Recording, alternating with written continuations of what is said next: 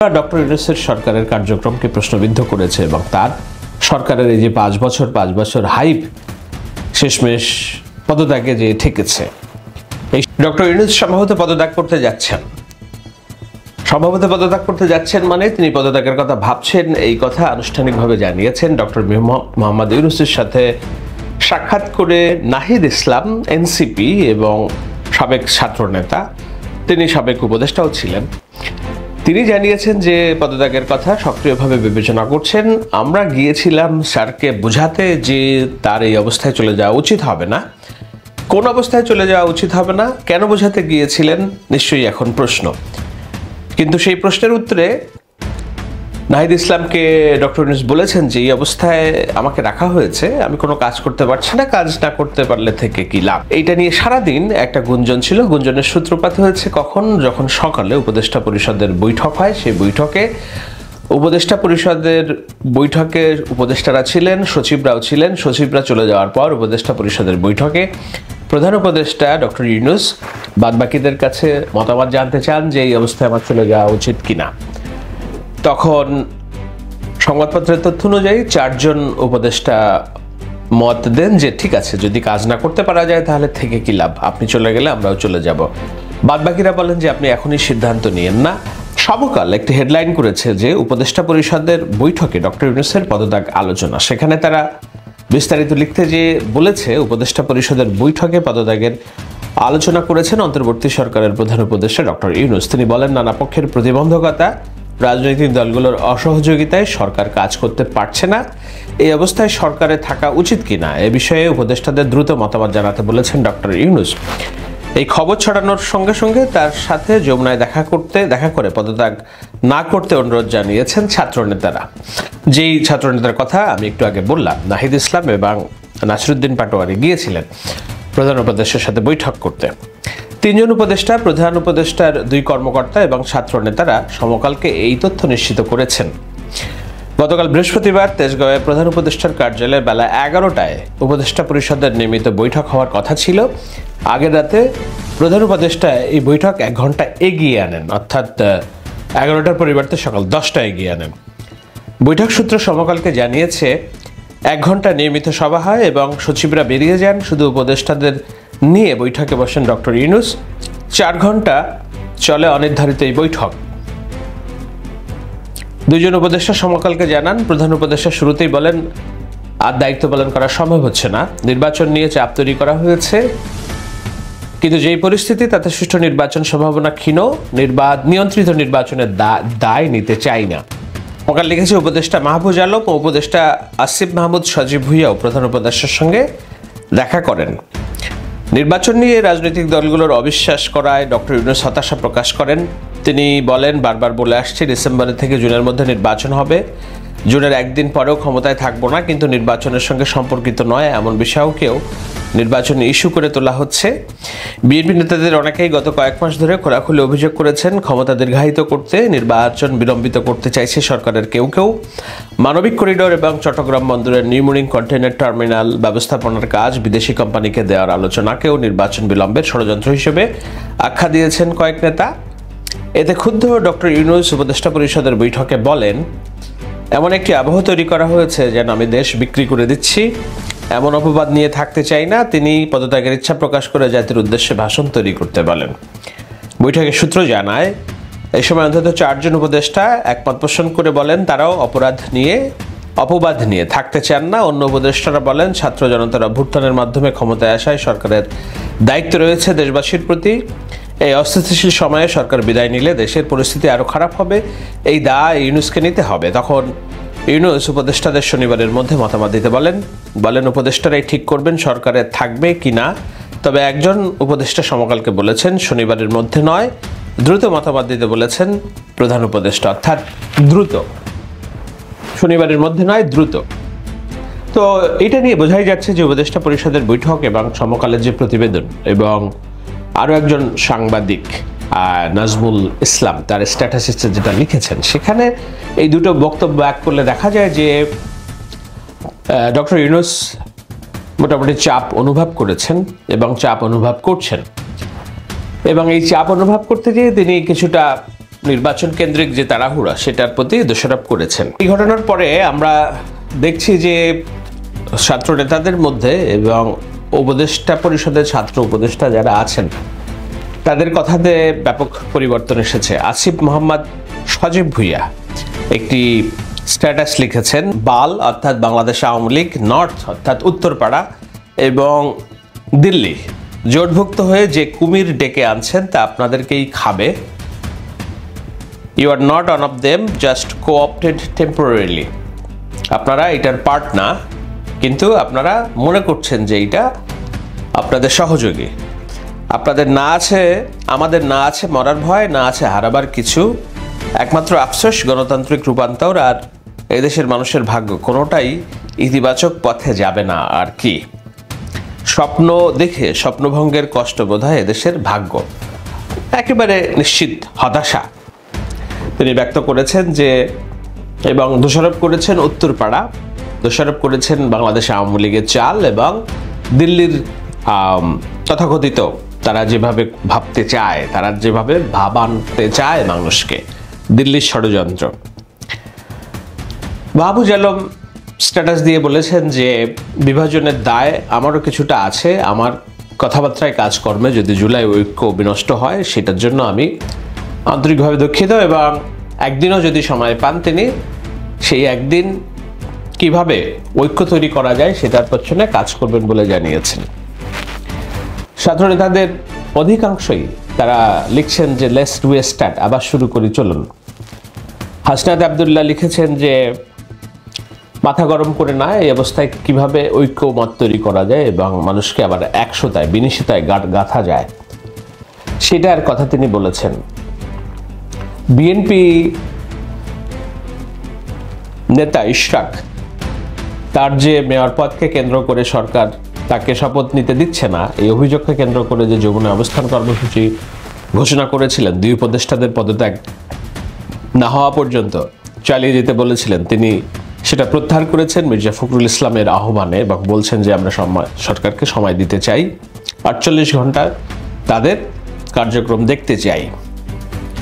তো বোঝাই যাচ্ছে যে 21 মে বাংলাদেশে একটি সুনামি হয়ে গিয়েছে এবং সেই সুনামির রেশ কোথায় যেয়ে ঠেকবে আমরা জানি না। চলতি কথায় আমি একটু ধারণা দেওয়ার চেষ্টা করলাম যে পদত্যাগ কেন্দ্রিক যে আলোচনা হচ্ছে সেই আলোচনাটা গুঞ্জন না, এটা একটা বাস্তব, এটার ভিত্তি আছে। অনেকেই প্রশ্ন করতে পারবেন যে এখন ডক্টর ইউনূস চলে গেলে ভবিষ্যৎ কি হবে, ডক্টর ইউনূস চলে গেলে আমরা খাদে পড়ে যাব কিনা। দেখুন, আমার অনেক কথা আছে, আমি অনেক কথা বলতে চাই, এই লম্বা আলোচনা করতে হবে, আমি লম্বা আলোচনা করব। সেটা হলো এই অবস্থায়, আজকের এই অবস্থায় আসার জন্য ডক্টর ইউনূসের খামখেয়ালি এবং স্বৈরতান্ত্রিক এককেন্দ্রিক সরকার পরিচালনা কতখানি দায়ী।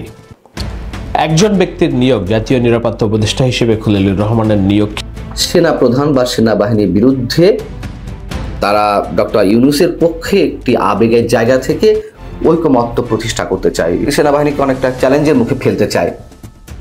কেমন সেটি আমি বলছি, যার কিছু নমুনা এর মধ্যে আমাদের সামনে উপস্থিত হয়েছে। নাহিদ ইসলাম বিবিসির কাছে বলছে যে প্রধান উপদেষ্টা দেশে যে বর্তমান পরিস্থিতি তাতে করে কাজ করতে পারবেন কিনা শঙ্কা প্রকাশ করেছেন, এবং রাজনৈতিক দলগুলো সরকারকে যথেষ্ট পরিমাণ সহযোগিতা করছে না, তারা দেশের বিভিন্ন ইস্যুতে একটা কমন জায়গায় আসতে পারছে না, এই জন্য তিনি ক্ষোভ প্রকাশ করেছেন। সেই জায়গা থেকে তিনি পদত্যাগ করতে চেয়েছেন। ছাত্ররা বুঝিয়েছে, ছাত্র উপদেষ্টারা বুঝিয়েছে না, তার পদত্যাগ করা যাবে না, তারা সময় নিয়েছে শনিবার পর্যন্ত। কারা কারা উপস্থিত ছিলেন নাহিদ ইসলাম ছিলেন, মাহফুজ আলম ছিলেন, আসিফ মাহমুদ সজীব ভুইয়া ছিলেন স্থানীয় সরকারের বিষয়ক উপদেষ্টা, এবং জাতীয় নাগরিক কমিটির অন্যতম যুগ্ম আহ্বায়ক নাসিরউদ্দিন পাটোয়ারি। এখন শনিবার পর্যন্ত তারা কি সময় নিয়েছে? প্রধান উপদেষ্টাকে নাকি বোঝানো হয়েছে যে তারা শনিবারের মধ্যে চেষ্টা করবে জুলাই আন্দোলনের পক্ষে যারা ছিলেন তাদের সব পক্ষকে একটা আমব্রেলার নিচে নিয়ে এসে একটা সমাবেশ করবে, বড় সমাবেশ করবে। সেটি একটা মেসেজ হবে সেনা প্রধানের বিরুদ্ধে, অনেকে বলছেন। এবং একটা সমাবেশ করবে এমনটাও জানা গেছে। এবং সেনাবাহিনীর বিরুদ্ধে এরই মধ্যে নানান জায়গা থেকে বিভিন্ন ধরনের কথাবার্তা উঠতে শুরু করেছে এবং কারা করছে সেটি অতি স্পষ্ট। যেমন আসিফ মাহমুদ সজীব ভুইয়া, তিনি একটি স্ট্যাটাস দিয়েছেন তার ফেসবুকে বৃহস্পতিবার, বলতে গেলে গভীর রাতে। সেখানে তিনি বলছেন যে বাংলাদেশ আওয়ামী লীগ নর্থ ও দিল্লি জোটভুক্ত, আওয়ামী লীগ দিল্লি এই শব্দগুলো আমরা বাদ দিলাম, বলা হচ্ছে নর্থ জোটভুক্ত হয়ে যে কুমির ডেকে আনছেন। এখন নর্থ উত্তর এই সব শব্দের প্রতীকী অর্থ আমরা কি সবাই জানি। যে কুমির ডেকে আনছেন তা আপনাদেরই খাবে, আপনারা তাদের একজন নন, আপনাদের শুধু সাময়িকভাবে কাজে লাগানো হয়েছে।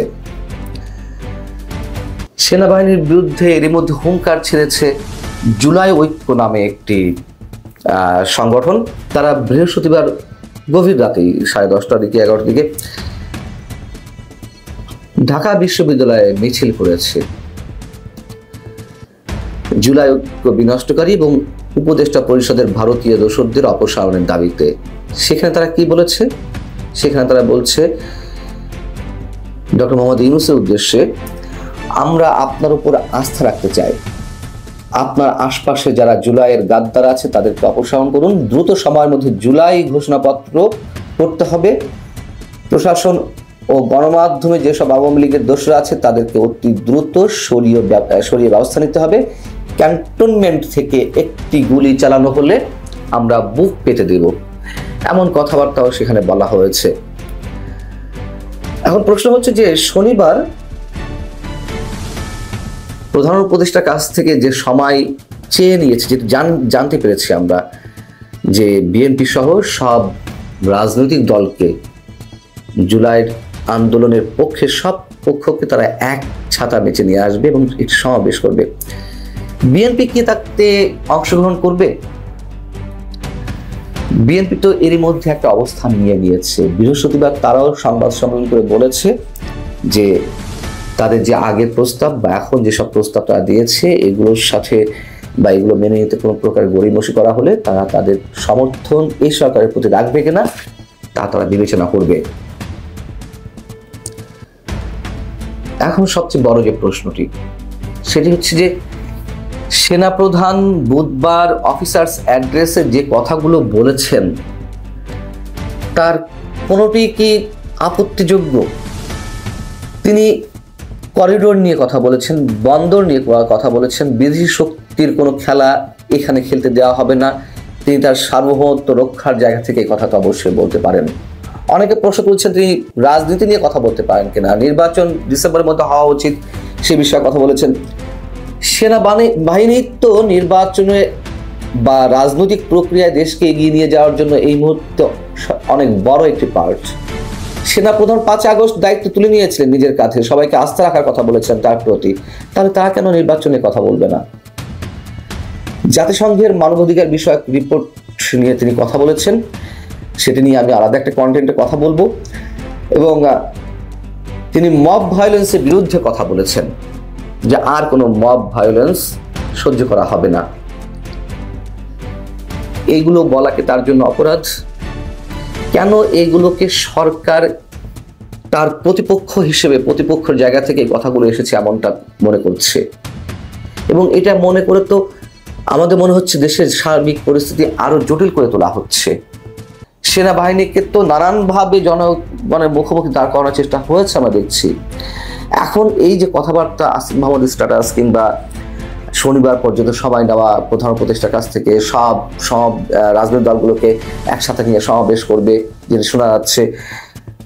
ইসলামী দলগুলো একটা আলাদা বৈঠক করেছে, ইসলামী শাসনতন্ত্র আন্দোলন তাদের নেতৃত্বে আরো কয়েকটি দল বৈঠকে অংশগ্রহণ করেছিল বৃহস্পতিবার রাতে। এই যে জুলাই ঐক্য যে হুঙ্কার ছাড়লো, এই সব কিছু আমাদের কাছে কোনো ভালো ইঙ্গিত প্রকাশ করছে না। সেনাপ্রধান কি বলেছেন যে এই সরকারকে এখনই পদত্যাগ করতে হবে? সেনাপ্রধান কি তার বক্তব্যে কোনো ধরনের ইঙ্গিত দিয়েছেন যে সেনাবাহিনী ক্ষমতা নিতে যাচ্ছে? তাহলে সেনাপ্রধানের এই বক্তব্যগুলোকে কেন এত আক্রমণাত্মক হিসেবে ধরছে একটি মহল? মানুষের যে চাওয়া, মানুষের যে প্রত্যাশা এবং অধিকাংশ রাজনৈতিক দল যত দ্রুত নির্বাচন করা যায় তার পক্ষে তো মত দিয়েছে। তো সেখানে সেনাপ্রধানের বক্তব্য আমরা কিভাবে সাধারণ মানুষ এবং অধিকাংশ রাজনৈতিক দলের বিরুদ্ধে তার বক্তব্য আমরা এইভাবে ধরে নেব?